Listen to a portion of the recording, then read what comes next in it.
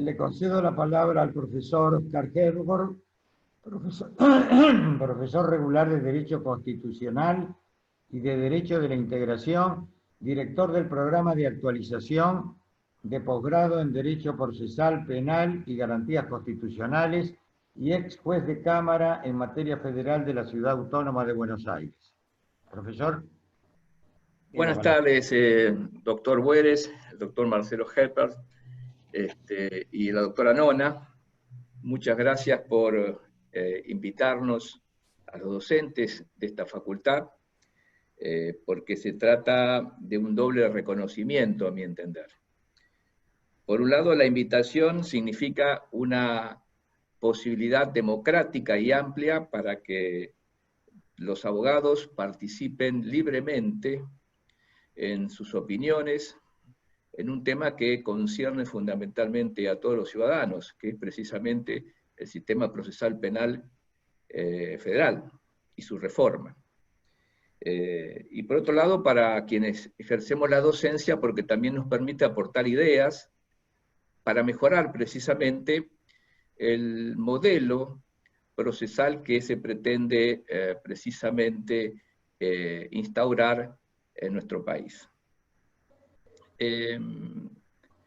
Yo quisiera, en primer lugar, hacer una síntesis, dado los pocos minutos que uno tiene de exposición, de cuál es el proyecto procesal penal que generó,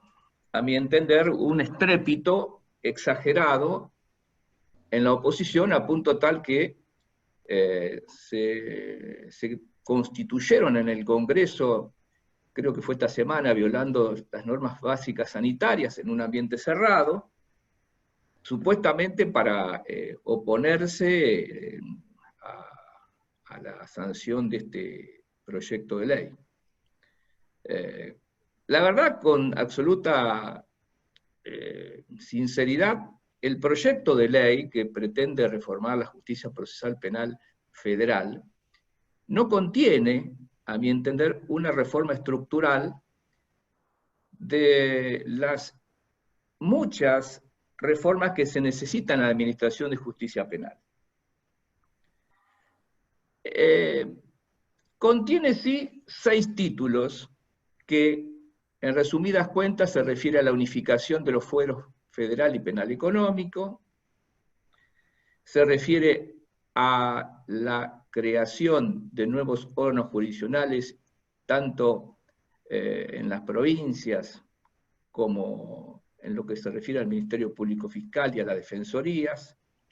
se refiere a la creación de un órgano para resolución de conflictos, de competencias entre la Justicia Civil y Comercial Federal y el Fuero Contencioso Administrativo Federal. Y no hay más, no hay mucho más. Se trata en definitiva de un proyecto de ley cuya única función es, en definitiva, mejorar el funcionamiento burocrático para la implementación de la verdadera implementación o la verdadera realización del derecho penal, que es precisamente los códigos de procedimientos penales. Es decir, el Código de Procedimiento Penal donde se permite realizar el Código Penal. Esto se trata nada más que, en definitiva, una herramienta más para la creación de estructuras que faciliten la implementación, sí, del Código de Procedimiento Federal. Sobre esa base, quizás, a mi entender, lo más importante podríamos decir que es el título primero, cuando precisamente se dispone la transferencia de la totalidad de las competencias no federales a la Ciudad de Buenos Aires. Esto sí es importante, porque en este sentido no se trata nada más, pero nada menos, que hacer realidad la voluntad de los constituyentes de 1994 cuando se reformó la Constitución y se sancionó el artículo 129 de nuestro texto constitucional. allí precisamente se fijó que la jurisdicción de la Ciudad de Buenos Aires tendría que tener su propio poder judicial. Y no solamente eso, además de la posibilidad de tener sus órganos legislativos, de sancionar su propia constitución, que finalmente se realizó en 1996 y que en su artículo 106 estableció expresamente que la Ciudad de Buenos Aires tuviese una organización de justicia plena. Y no existe justicia plena si no tiene una justicia penal para juzgar los delitos comunes. Pero más importante que eso es que la ley 24.588 en su momento restringió precisamente las competencias penales y evitó el traspaso de todas las cuestiones que hacen al derecho común a la Ciudad de Buenos Aires, lo que ha significado que los ciudadanos de todo el país, con sus impuestos, tengan que contribuir precisamente al funcionamiento de una justicia mal denominada nacional y que se ocupa pura y exclusivamente del análisis de delitos comunes en el fuero penal o materias de civil, comercial o laboral en otros ámbitos de competencia. De manera entonces que este proyecto de ley tiene como función principal precisamente iniciar las bases fundamentales para la transferencia de la justicia penal no federal a la Ciudad de Buenos Aires. Como ya se hizo gradualmente, lo tengo que leer, con la ley 25.752, aceptada por la ley 597 de la Ciudad de Buenos Aires en el año 2003, y posteriormente se realizaron nuevas transferencias de otras competencias penales, como por ejemplo a través de la ley 26.357 del 31 de marzo del 2008 y la ley 26.702 del 6 de octubre del 2011. Es decir, que ahora se requiere precisamente que la totalidad de los tipos penales se trasladen a la Ciudad de Buenos Aires y los funcionarios y los magistrados también sean trasladados precisamente para entender con esos mismos cargos, en esos tipos penales bajo la competencia de la Ciudad de Buenos Aires, que de ninguna manera se puede admitir que exista algún obstáculo constitucional, por dos motivos. En primer lugar, porque nunca fueron jueces nacionales. Siempre fueron jueces que tenían atribuciones para juzgar, en este caso, delitos comunes. Razón por la cual no hay impedimento constitucional alguno y porque la Constitución de la Ciudad de Buenos Aires también garantiza la inamovilidad de los cargos y la independencia judicial, que son las bases en que se desenvuelve precisamente el Poder Judicial. Por otra parte, no solamente no existe impedimento constitucional alguno, sino además no se puede de ninguna manera supeditar al consentimiento de los miembros del Poder Judicial para que presten su voluntad o su consentimiento para ser trasladados a la Ciudad de Buenos Aires cuando nunca fueron jueces nacionales. Y además, no solamente no se necesita ningún consentimiento, sino precisamente el Poder Constituyente ya lo estableció en 1996. Y además, el poder que tiene precisamente el Congreso de la Nación es representar al pueblo. Y la voluntad popular precisamente determina claramente que otros miembros, en tanto y en cuanto mantengan la estabilidad de sus cargos, de ninguna manera pueden, en definitiva, ser transferidos con otras competencias no federales. Razón por la cual, a mi entender, ya la Corte ha fijado en reiterados precedentes la importancia que tiene precisamente que la justicia mal denominada nacional pueda ser transferida a la Ciudad de Buenos Aires, porque no hay ningún tipo de impedimento constitucional. Lo dijo en Corrales, lo dijo en Nisman, lo dijo en Mármol, lo dijo en Bazán, lo dijo en Gobierno de la Ciudad de Buenos Aires para Córdoba. donde incluso, en este último precedente, se ha considerado que no corresponde a los tribunales nacionales ordinarios que sean asimilados a los tribunales federales que tuviesen asunto en la Ciudad de Buenos Aires.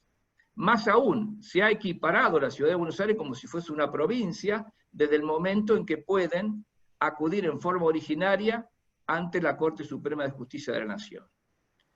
Esto significa, por consiguiente, que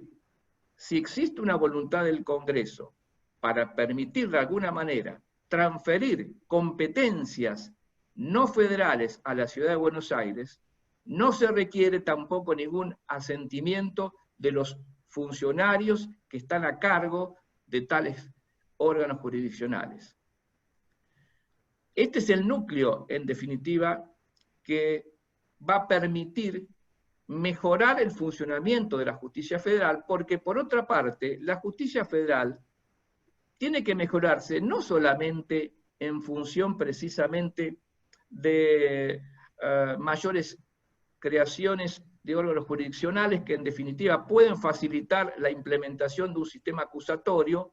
donde el director del proceso precisamente es el agente fiscal. Lo más importante, a mi entender, es que la creación de esos nuevos órganos federales tienen que, desde el momento en que comiencen su vigencia, a llevar adelante en forma inmediata el Código de Procedimiento Federal. Y a su vez, ese Código de Procedimiento Federal tiene que ponerse en vigencia en forma inmediata porque no existe obstáculo presupuestario de ninguna naturaleza, salvo que evidentemente exista lo que se llama decisiones políticas que obviamente escapan a otra finalidad u otras funciones, desde ya. Pero evidentemente este proyecto de ley, basado en 6 títulos, no tiene la característica de ser una reforma integral a los fines de lo que se considera como el mejoramiento de la administración de justicia. Es una herramienta más con el propósito de llevar adelante la implementación de lo que sí ha constituido una verdadera reforma de la administración de justicia y que es precisamente el Código de Procedimiento Federal, que todavía no ha sido implementado, a pesar de sus reiteradas y constantes reformas, y a pesar incluso del funcionamiento de esta suerte de comité o comisión de monitoreo e implementación del código, que viene cumpliendo una función, a mi entender, absolutamente burocrática, e incluso obstaculiza el normal funcionamiento de los órganos jurisdiccionales, puesto que no se comprende precisamente esta suerte, si se quiere, de resoluciones, como la resolución 2/2019, a los fines precisamente de solamente poner en vigencia determinados artículos del Código de Procedimiento Penal, salvo que en su momento se haya tenido la necesidad imperiosa frente a las arbitrariedades que se estaban cometiendo en el país en los últimos 4 años, con detenciones indebidas, espionajes ideológicos y seguimientos hasta en las propias cárceles en violación al derecho de defensa de los presos,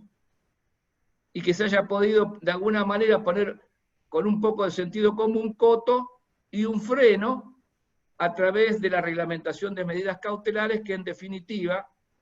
hoy por hoy, lo único que hacen es procurar renovar la doctrina Díaz-Besone que en su momento tuve el honor, junto con otros colegas, de dictar y que lamentablemente con una falsa y absurda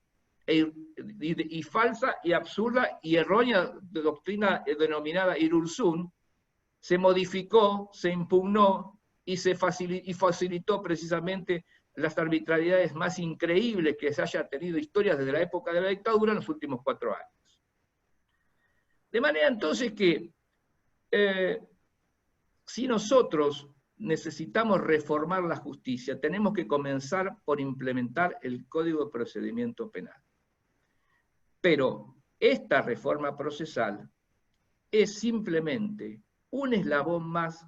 a los fines de generar una mayor dinámica en el funcionamiento de órganos jurisdiccionales, en tanto y en cuanto se puede implementar de manera mucho más rápida y mucho más eficaz lo que ya existe, lo que ya se ha sancionado y lo que lamentablemente todavía no se ha podido cumplir, que es precisamente las leyes procesales que todo el país, por lo menos, y los abogados necesitamos. Bueno, muchas gracias.